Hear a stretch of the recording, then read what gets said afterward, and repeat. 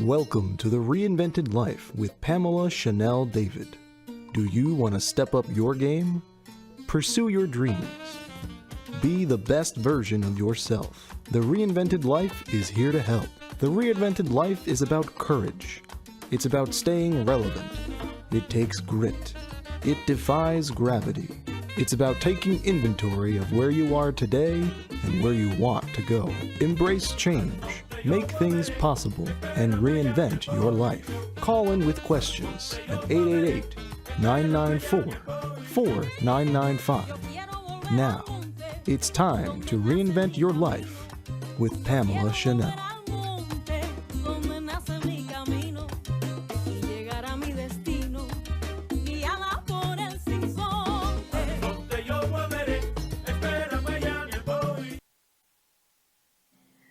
Well, good afternoon, everyone. I hope everyone's week is off to a great start. I am Pamela Chanel David, host of your Reinvented Life show, founder of the Reinvented Life Network.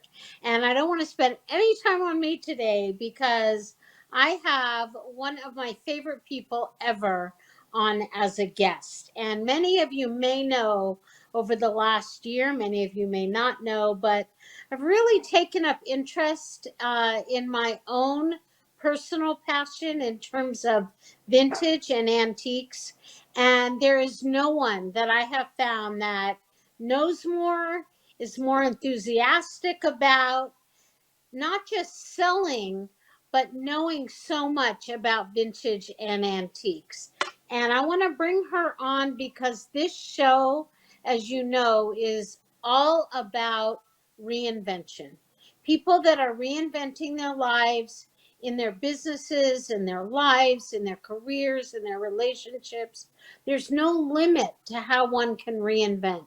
And Monta Caley, my guest, is the epitome of someone that has reinvented her life. And I cannot wait to talk to her about it, get her perception on how this migration, how this transformation has gone. So without any further ado, this is Monta, and I cannot wait to introduce you. How are you? I am good. How are you? I'm great. Thanks for having me. This is so fun.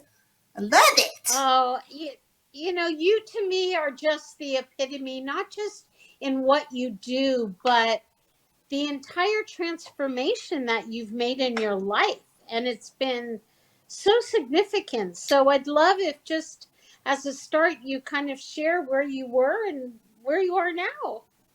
Okay, so at the age of 40, and I am 57, so you guys kind of know, I went through a divorce and I wanted to go back to college.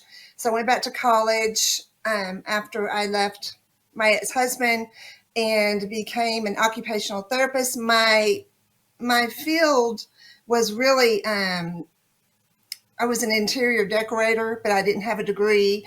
And I was going to go back to school to get a degree, but that was the time of the recession. So I had to have a job where I could make money. So I went back to school to be an occupational therapist assistant.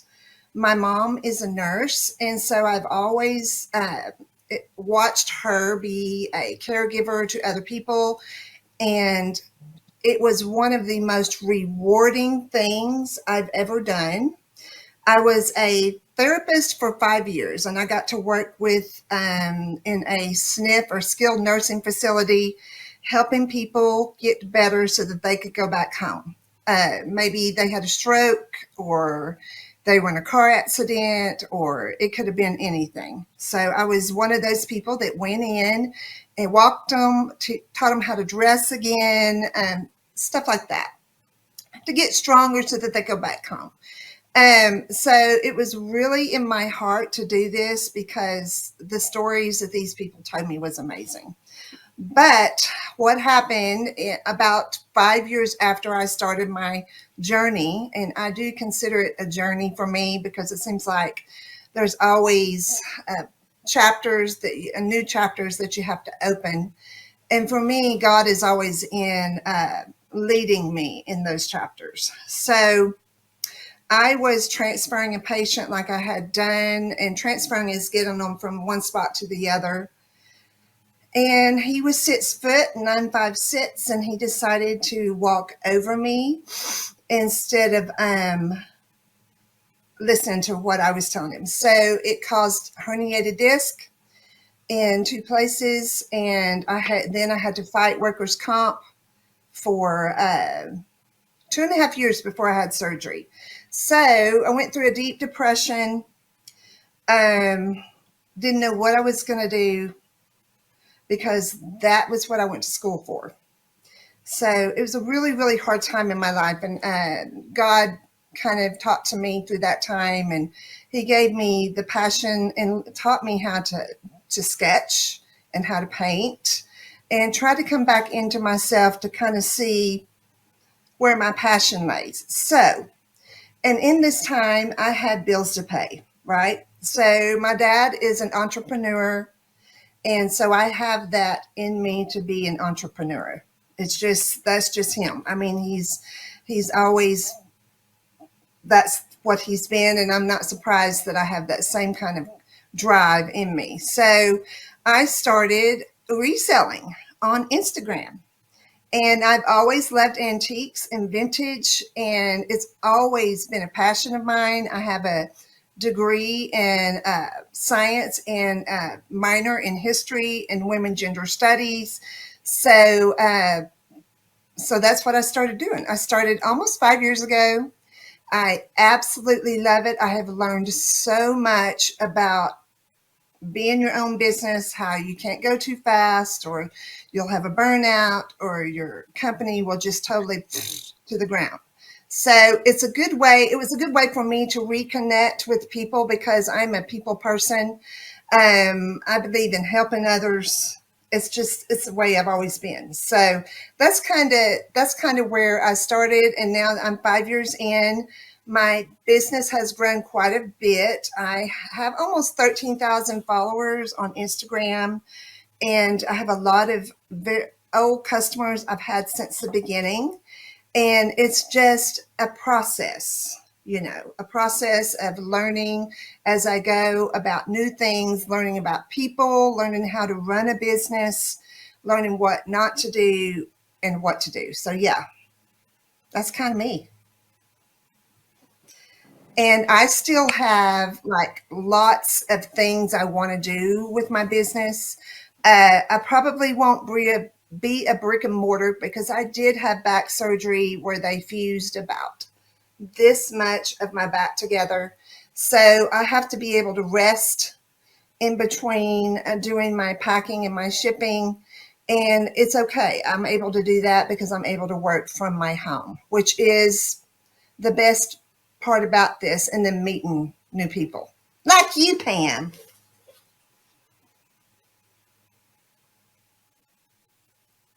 I'm wanting to get ahead of that list because I have, through you, generated such a passion about just the history of things and what it means, and just to curate things that are like within my taste. And that's what I love about you, is not only are you bringing forward this amazing vulnerability in your journey, but just an amazing taste in able to curate um, just antiques and vintage pieces. So I am so grateful that we've met. I thank Instagram for that.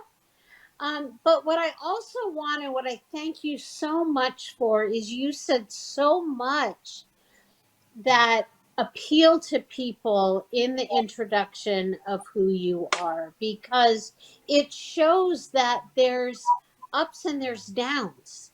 And what I love is you never stopped. And maybe that's that inherent piece of entrepreneurship that you learned and just got kind of conditioned to from your dad, or what. But you never stop, and you strike me as someone that whatever you encounter, whatever obstacles are in front of you, through God, through your own passion, through your own really grit, and we talk about grit in the beginning of the show, you are willing to take whatever adversities in front of you and use it as a stepping stone to the next level. So I am so indebted to you in terms of what I've started to Girl. create in my world with your vintage pieces and your antiques and your passion in bringing that forward. Well, Pam, so I also believe in not throwing things away. So in Mm-hmm. saving our landfills, and I will show some things whenever we're ready, and I'll kind of show Perfect. you how some Yeah. things that they used to do um, to keep those things from going into the trash, because I think it's important because things were made so well. Um, and it does take grit, like you were saying, because this is a lot of work. People think that maybe this is a hobby or this is just for fun. Mm-mm. I work a lot of hours, but as I'm working those hours, I am so happy doing it. Like just full of joy, because after I got hurt, I was in such a funk and so depressed. I was just didn't know. I was sleeping all the time. And I've had problems with depression in my life, but I didn't know what I was going to do, and I just had to slow down and kind of listen to what God was telling me, what was in my next chapter. And yeah, so it's been an amazing ride so far. I can't wait to see what the next 5 years holds. It's interesting you talk about 5 years because I've actually been on this network. Not only do I have the Reinvented Life show, but I have the Reinvented Life network where people have shows on my network. And I'm doing that with this brilliant production from AMP2 Media. And we've been doing it for 5 years already. And it's Oh, wow. amazing to me that I just said the other day in my new season show that we're going to be at 10 years before we know it. And what is this Hmm. next 5 years going to look like? And I know we have new shows coming on and people that really want to feature what they do. So I hear you. It's amazing when you think about where you've come from, but where you want to go. And I think it's a perfect time, if you will, to kind of show a couple of these items for people that Oh, are sure, interested in sure. what you do. Yeah. Yeah. So the first item I'm going to show is this is what I'm talking about. So 150 years ago, people did not have the resources that we had. We can just go to the store and buy something, right? Well, it wasn't like that for them. And they were living out, if you think about 1870, 1860, they had to go to the general store, they had to order it. And so it was just, if you were rural, you didn't get stuff. So when you see things, like I have a piece that's been stapled back together, and this piece is actually from the mid 1800s. And I didn't know these things existed until like 6 months ago. And people started bringing them out. I said, "What is that?" It's like these people they loved their items and they saved them. So this is what I'm talking about. Whoops. So what they would do, whoops, I'm trying to get the camera here, is this piece is just a beautiful little picture that was probably a lady's, and it was her favorite. And it was probably the only one that she had, right? So what did she do when it broke? She got it stapled back together.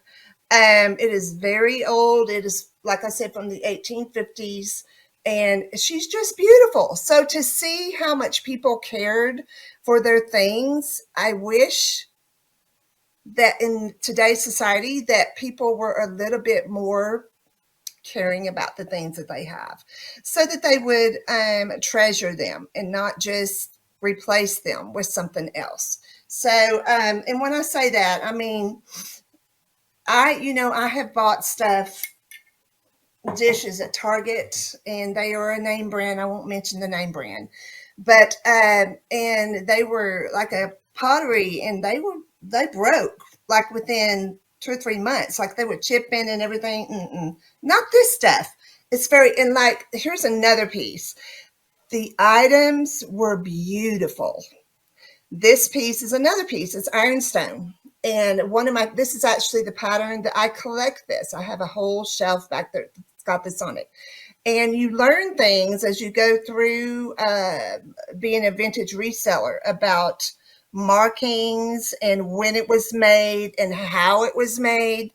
This piece, for instance, this is called transferware, and it was made in England. And the really cool thing is I can actually Google Lens that, and it tells me everything. But 5 years ago, when I started doing this, we didn't have Google Lens. So that has come since then. But what they would do to make this, I'll get this on the camera here, is they would take pieces of tissue that were on copper pieces, on copper, and put the ink on it, and then they would transfer that to this. So a lot of times you can tell like discrepancies, like this one doesn't have any, but here, okay, here's a good idea. You see how this is kind of crooked? It's because that when they put the transfer on there, it went crooked. So they did things by hand, not machine. So it's just really, really cool and interesting to think about how things were made back in the 1800s, and how much they loved their items, that they wanted to save them. And in England right now, in their old trash piles, they are digging these up because people are buying these.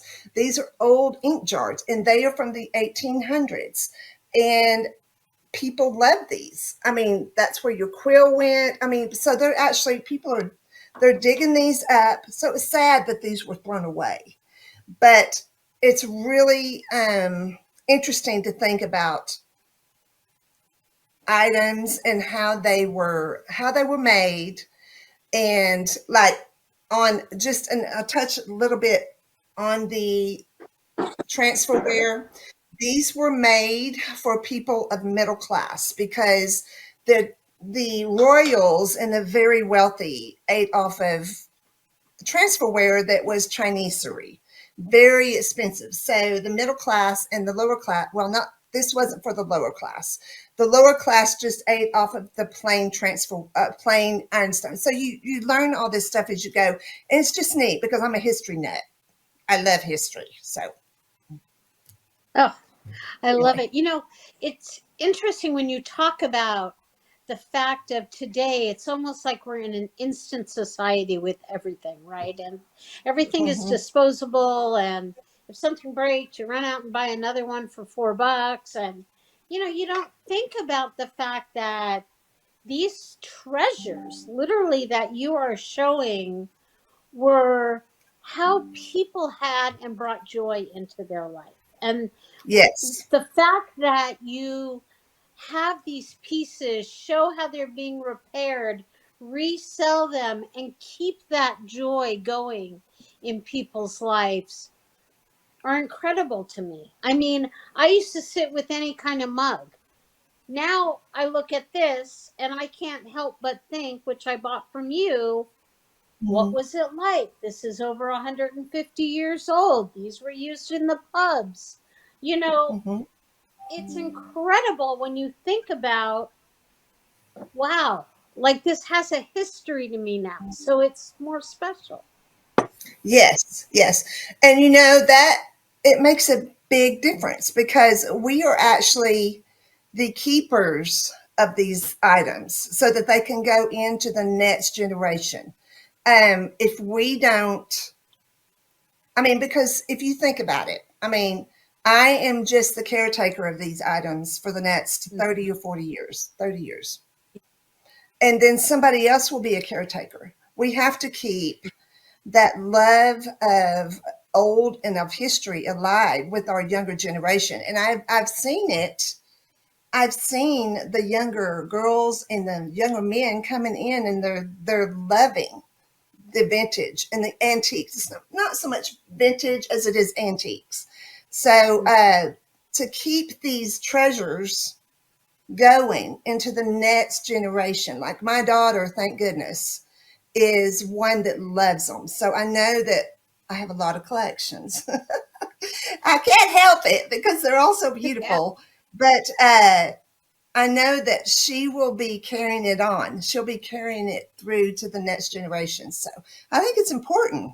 I do. I think it's important that we keep all of, and books is another thing. I mean, I'm a big book person too, but it's real important to take care of those treasures so that they don't get destroyed and thrown in the trash.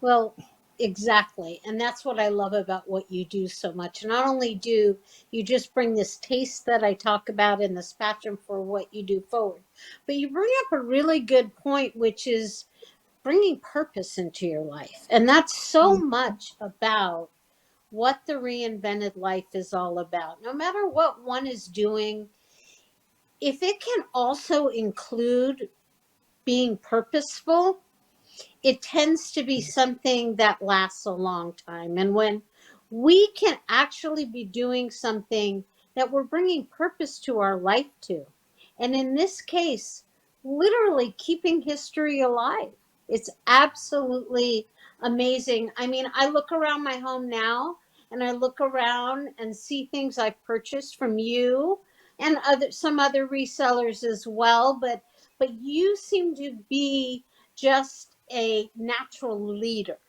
And I know you're a leader of so many of the resellers on Well, Instagram, as an example today.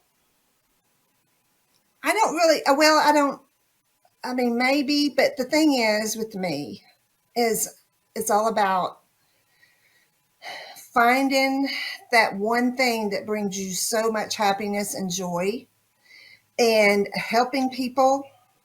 I mean, I do that progressive and I try to help as many. If people have a question, they'll DM me. I help them as much as I can. That I can. I can't do lives with everyone that wants them because I don't have time. There's only one of me. But I do like to help people. It's just always been a part of me in the way I am. That's just the way. And I'm kind of goofy and I'm kind of silly, but it's because I enjoy what I'm doing. I'm literally happy. And I go out and I find that one thing that brings me immense joy. And it might be that I found a butter pat that's 150 years old. And thinking about the person who used that, think about the person who used that 150 years ago, or think about what hands held those books 150 years ago, how much it was loved by that one person. Because, essentially in 100 years, nobody's going to know who I am because I'm going to be gone, but they're going to have that book that's in their hands that belonged to someone that loved it. So, keeping that alive is so important for me. Well, you just, as I say, you just are a natural leader in this. And the fact that you're not only just, like I said, bringing your own taste and the quality of what you do forward, but the joy, as you talk about, that it represents for you, the purposefulness in what you're doing. I think that's so important to keep alive in whatever it is that someone wants to do, is Exactly. that it has a purpose to it, it has a meaning to it, it really conveys the alignment with what their soul is and their natural instinct of what they want to do here. Because I see so many people that I coach in business and in life, and they just get into by this effect and this effect. I call it the domino effect. One domino you hit and everything runs down. That's how their life runs. And it's such a beautiful transition when we can take that and go into a mode of, I'm doing this because I'm passionate about it and love it. Exactly. I mean, so in reality, we're only here for a certain time. Yeah. Do what I mean, don't wait until tomorrow. That's what I tell people that ask me, should I do this? I said, why wait? Do it. Do it. Yeah. Because if you wait, then you will have regrets later. And I am a firm believer in that. And I think that's why, I know when to step back, if I need to step back and scale back a little bit, but then I know when I need to run forward with a new idea. I mean, you got to do it. Don't be afraid. That's important. Yeah. Unfortunately, we're going to have to wrap up our time here. But one last question for you. If you had one word of advice, like you're just giving this advice right now, do it now. Don't wait till tomorrow. Yeah. What would that be from all your experience? Would that be your one word of advice, or what else would you Yeah. share Yeah. with people? It would be, don't wait, for sure. I mean, go for it. You're not promised tomorrow. Do it now. If you fail, you learn from it and you try something else. Or if not, it's not really failing. I'm not going to say that. If it doesn't go 100% the way you want, then you learn how to do it a different way. Yeah. You learn from it. Well, I can't thank you enough for your time. I want to have you back as a guest and we explore this even more, because I think it just represents a perfect example of someone that is following their passion. And what you said, I think, is just so important, of the simplicity of don't wait. Don't wait, because like you said, tomorrow is not promised. So It's I think not. that's a I mean, perfect, just do it. Do you. Do it. yeah. And you were a Okay, girl. perfect Thank example you. of that.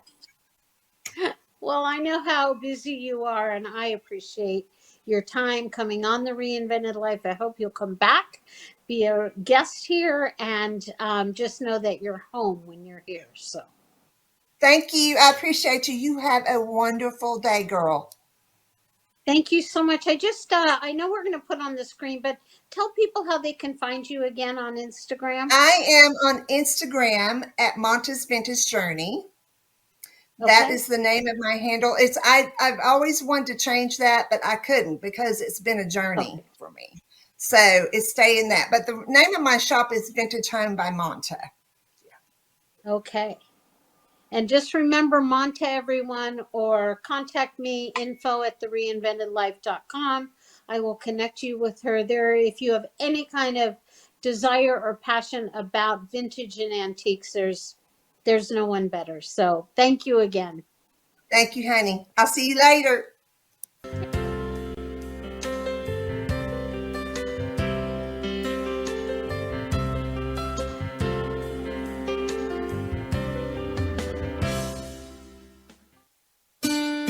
Thank you for tuning in to The Reinvented Life with Pamela Chanel David. Tune in each week so we can work and grow together to become the best version of ourselves. Keep striving, keep dreaming, keep working, and embrace change. You may contact Pamela Chanel at info@thereinventedlife.com.